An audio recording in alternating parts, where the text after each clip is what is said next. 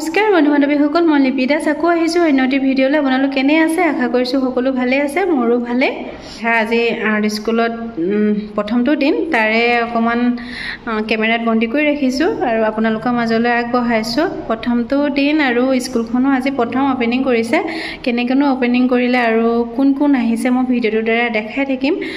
সকলোৱে ভিডিঅ'টো শেষলৈকে চাব। ভিডিঅ'টো যদি চাই ভাল পায় লাইক এটা কৰি দিব, চেনেলটো ছাবস্ক্ৰাইব কৰি দিব। নতুনকৈ যদি মোৰ চেনেলত কোনোবা চাই আছে চেনেলটো ছাবস্ক্ৰাইব কৰি দিব। আহকচোন ভিডিঅ'টো আৰম্ভ কৰোঁ। আৰু যিহেতুকে আজি আৰ্ট স্কুলখন প্ৰথমটো দিন আৰু এডমিশ্যন এতিয়াও হৈ আছে, কোনোবাই যদি এডমিশ্যন দিব বিচাৰে বা কাৰোবাৰ ল'ৰা ছোৱালী আছে যদি দিব বিচাৰে যদি, জেগাটো হ'ল পাথৰি চাৰিআলি শংকৰদেৱ স্কুলখন। আৰু তাতে ক্লাছ হ'ব, দেওবাৰে হ'ব।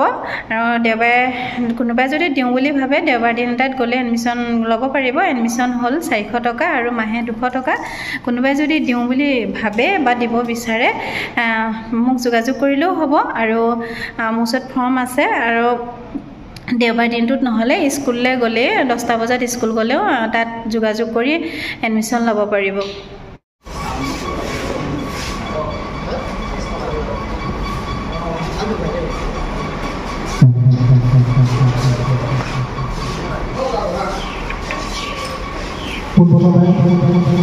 ইয়াত উপস্থিত থকা সকলোকে মোৰ অন্তৰৰ পৰা আন্তৰিক শুভেচ্ছা আৰু ধন্যবাদ জ্ঞাপন কৰিছোঁ যে আজি চিত্ৰাংকন বিদ্যালয়খনৰ শুভাৰম্ভণি অনুষ্ঠানত আপোনালোক সকলো আহি উপস্থিত হৈছেহি। শংকৰদেৱ শিশু বিদ্যা নিকেতনৰ সভাপতি সম্পাদক তৰুণ,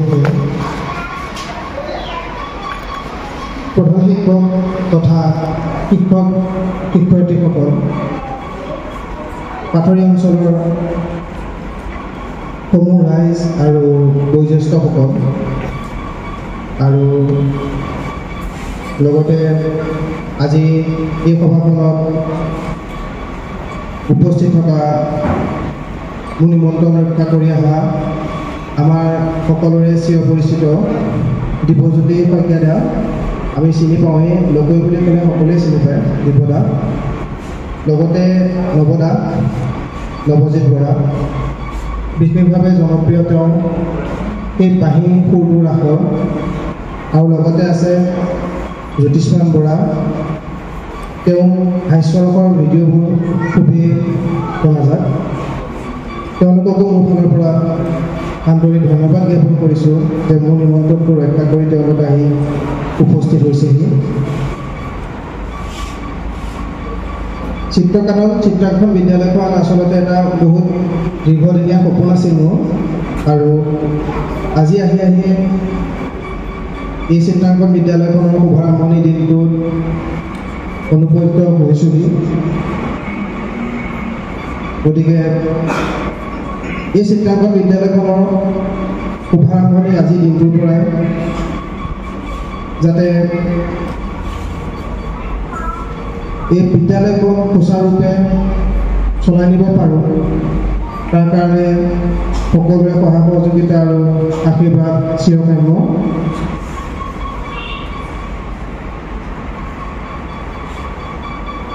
গতিকে আমি আজি প্ৰথম কাৰ্যসূচী বন্তি প্ৰজ্বলন।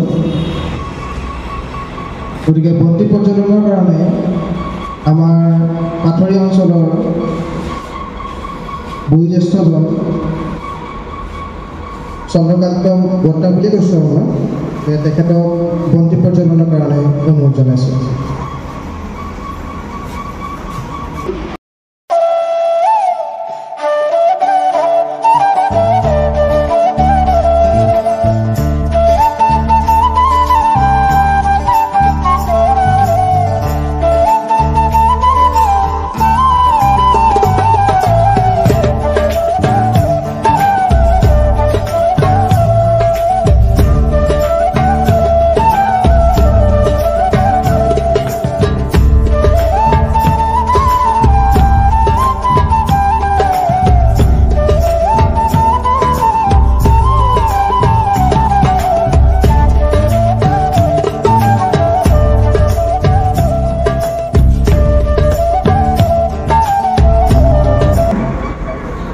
ইয়াত যিসকল শিল্পী আহি উপস্থিত হৈছে তেখেতসকল লগতে অভিভাৱক বুজি পাই যাব আৰু ছাত্ৰ ছাত্ৰীসকল সকলোকে মোৰ আন্তৰিক শুভেচ্ছা যাচিলোঁ। আজি এই স্কুলখনৰ আগত আমাৰ ইয়াত এখন চিত্ৰলেখা বুলি চিত্ৰলেখা বুলি এখন আৰ্ট স্কুল আছিলে। ইয়াত আমাৰ বহি আছে মনীন্দ্ৰ কলিতা,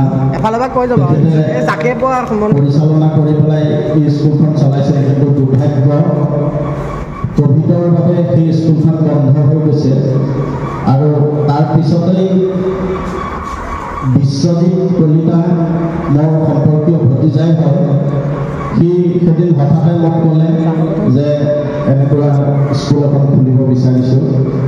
তেতিয়া মই স্বপ্নভতিদাৰ আজি চিত্ৰকানন স্কুলখন মই উদ্বোধন হোৱা বুলি ঘোষণা কৰিছোঁ। লগতে আমাৰ পাথৰী অঞ্চলৰ যিসকল লোক আছে, এই সুশিল্পী নৱজিৎ বৰা, অভিনেতা জ্যোতিষ্মান বৰা আৰু চিত্ৰশিল্পী প্ৰধান প্ৰশান্ত দা প্ৰমুখ্যে এই অঞ্চলৰ বয়োজ্যেষ্ঠ ব্যক্তি সকলোকে আৰু লগতে কণ কণ শিশুসকল, অভিভাৱকসকল সকলোকে মোৰ সশ্ৰদ্ধ প্ৰণিপাত জনাইছোঁ। আজি সুন্দৰ অনুষ্ঠানলৈ আহি উপস্থিত হৈছোহি, যাৰ নাম ৰখা হৈছে চিত্ৰকানন। চিত্ৰকানন অনুষ্ঠান এটা গঢ় লওঁতে প্ৰথমতে বৰ সুন্দৰ সময়, কিন্তু পিছলৈ সময়ৰ প্ৰভাৱতেই হওক বা বিভিন্ন সামাজিক কাৰণতেই হওক এইবিলাক চন পৰি যোৱা নিচিনা হয়। শিশুসকল, তোমালোকে যে চিত্ৰ শিকিবলৈ আহিছা, ই তোমাৰ জীৱন গঢ়াত বহুতখিনি সহায় কৰিব। চিত্ৰ অকল প্ৰতিযোগিতাৰ কাৰণে চিত্ৰ শিকিম বুলি আহিব নালাগে। এই চিত্ৰই তোমাৰ জীৱনৰ মানচিত্ৰ সলাই দিব পাৰে এটা সময়ত। এই চিত্ৰ কৰি পেলাই তোমাৰ শৈক্ষিক দিশত ভৱিষ্যত সময়ত বহুতো কামত আহে। আমি এই বস্তুবিলাক বহুতে সৰুতে বুজি পোৱা নাছিলোঁ। এতিয়া যেতিয়া ইউনিভাৰ্চিটি লেভেলত যোৱা যায়, তেতিয়া ফাইন এণ্ড আৰ্টছ বুলি এটা চেপ্টাৰ আছে। সেই চেপ্টাৰত বহুতো ধৰণৰ বিভিন্ন নিয়োগৰ ক্ষেত্ৰত, চাকৰি বাকৰিৰ ক্ষেত্ৰত এই চিত্ৰকলাই বহুতখিনি সহায় আগবঢ়ায়।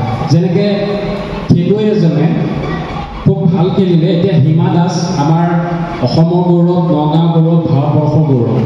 সেয়া তেওঁ আমাৰ অঞ্চলৰ ভিং অঞ্চলৰ পৰা ওলাই যোৱা এগৰাকী তোমালোকৰ নিচিনা এজনী খেলুৱৈ আছে। কিন্তু ধন্যবাদ জনাইছোঁ বিশ্বজিতক যে এনেকুৱা এটা ধুনীয়া অনুষ্ঠানলৈ আমন্ত্ৰণ জনালোঁ। ছবিৰ লগত মই একেবাৰে জড়িত নাই বুলি নকওঁ।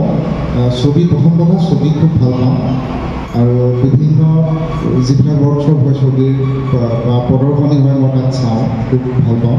আৰু আটাইতকৈ মোৰ সৰু ছবিৰ লগত কাম কৰাৰ খুব দুখৰ কথা আছিলে। মই যেতিয়া ক্লাছ 5 মান আছিলোঁ, তেতিয়া সেই সময়ত আমাৰ বৰপাথৰী বাপুজীশ্বৰ মাধ্যমিক বিদ্যালয় সপ্তম সমবায় সংগীত চিত্ৰকলা মহাবিদ্যালয় আছিল। তাৰপিছত মোৰ ছবি অঁকাবোৰ খুব ভাল আছিল, ক'তো নিশিকায়। তাৰপিছত স্কুলৰ টিচাৰ আৰু ওচৰৰ দুই এজনে ক'লে তাক এখন স্কুলত দে, আৰ্ট স্কুলত দে, তেতিয়া অলপ ভাল হ'ব। মোৰ দেউতা নাছিল, দেউতা মোৰ সৰুতে ঢুকাইছিল। মই দেউতাৰ মনতে নাই, মই স্কুল যোৱাই নাই দেউতাৰ কাৰণে। তাৰপিছত মায়ে মোক স্কুলত দিলে, আৰ্ট স্কুলত দিলে।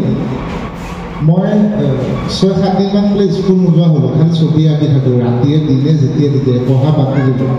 তাৰপিছত ইমানেই বেছি ছবিত সোমাই গ'লোঁ, ভাল হ'ব লাগে। সেই সময়ত ছবিৰ তেনেকুৱা কিবা স্কুল থাকিব পাৰে বুলি আমাৰ মাহঁতে কেতিয়াও ভবা নাছিলে। তো সেইটো মোৰ তাতেই ৰৈ গ'ল আৰু মই শিকিব নোৱাৰিলোঁ। পিছৰ পৰ্যায়ত আৰু নিজৰ লাইনটো বেলেগ হৈ গ'ল। কিন্তু মই ছবিৰ বিষয়ে যিখিনি জানো, ছবিয়ে বহুত কথা কয় আৰু ছবিবোৰ বুজাও যথেষ্ট জটিল হয়। বহুত ছবিত আমি সুধিব লগা হয় আকাজনক যে কি বুজাব বিচাৰিছে। একেখন ছবিয়ে কেইবাটাও অৰ্থ কৰিব পাৰে।